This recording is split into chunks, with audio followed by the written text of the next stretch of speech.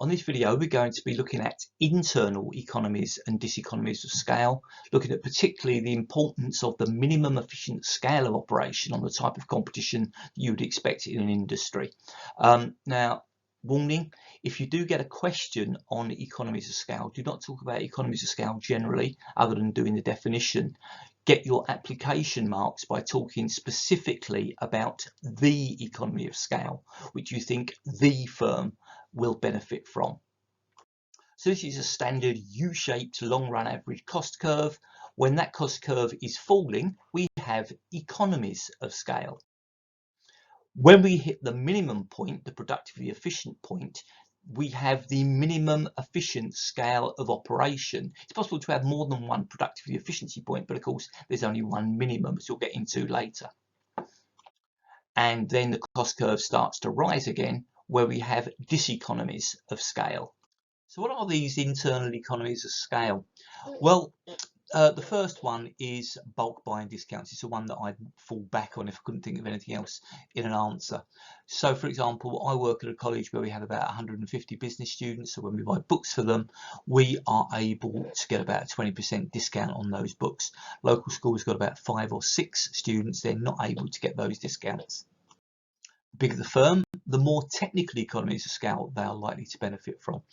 For example, large supermarkets will have self-service checkouts.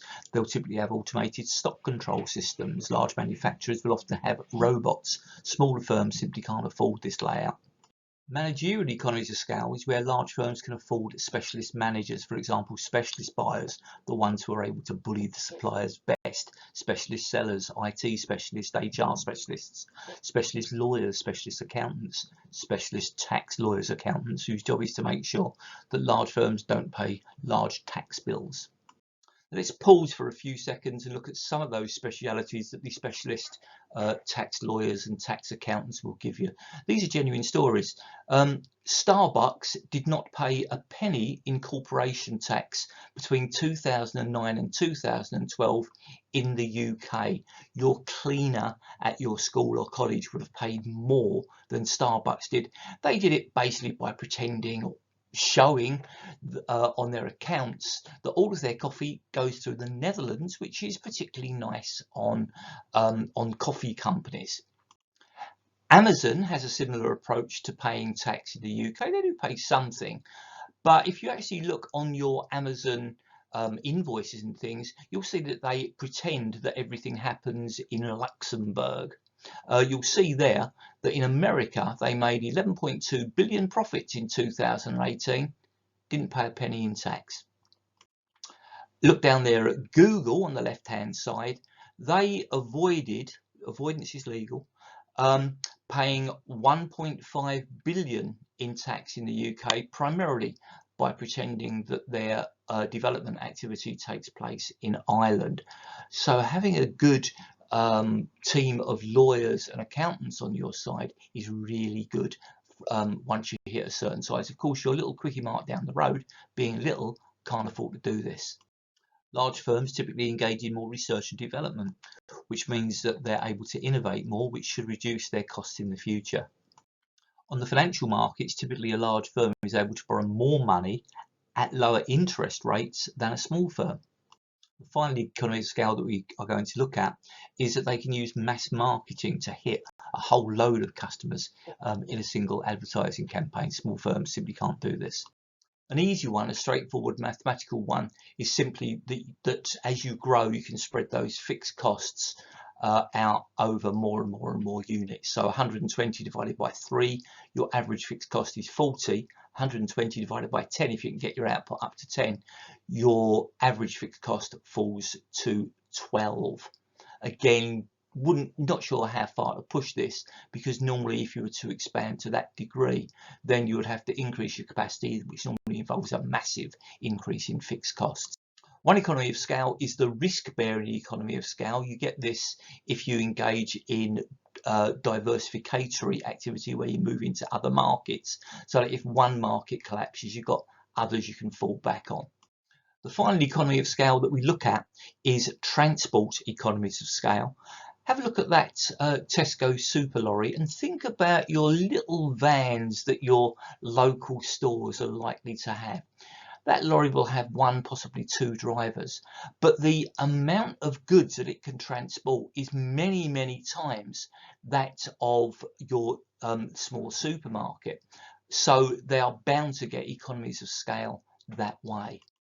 Tie that in with their IT delivery systems, and that lorry is likely to be proportionately more full than that small van as well. If we look at containerization, have a look on the right hand side just above my head as to the increasing size of container ships from 1956 to the current day, and look at that huge container ship on the left hand side. So the size of container ships, in other words, the number of those TEUs. TEU stands for 20-foot equivalent unit, which is the size of those containers that you can see on that ship. So the early container ships could hold around about 500 to 800 containers, whereas current ones can hold more than 18,000. That particular one you can see there can hold 19,100 TEUs. And there we have all of the internal economies of scale in one picture. But what about the minus side, the diseconomies? Well, the minus side are associated with the 3 C's, the first one of which is control. As your organisation gets bigger, it becomes a lot more difficult to control. The second C is communication, that you've got a lot more levels in the hierarchy to communicate up and down, and so your decisions are going to be slower and they're going to be perhaps based further away from the actual customer. The third C is coordination. As you get bigger, it becomes far more difficult to coordinate. A bit like if, say, you're trying to drive a tanker at sea and you're trying to avoid an iceberg. It's a lot more difficult to do that than if, say, you've got a speedy little motorboat. And finally, we've got the fact that people might not be as happy to work for large organisations as they are for small. They don't know, they never see the bosses at the top, and so they might feel alienated, and thus they might be less productive than perhaps if they were motivated and inspired to do a good job. Well, the long run average cost curve can have many shapes. So on this one, we have relatively few economies of scale, and the diseconomies kick in quite quickly. So, for example, think about small coffee shops. They don't get many economies of scale. Indian curry houses, they can't buy that much in bulk because they've got limited fridge and freezer capabilities. And of course, there are so many different menus that they are trying to deal with. So you don't tend to get global Indian restaurant chains. Similarly, the only hairdressing chain that I can think of is Tony and Guy's. Why? Exactly the same reason. All of these industries are very labour intensive, and there's limited scope for bulk buying.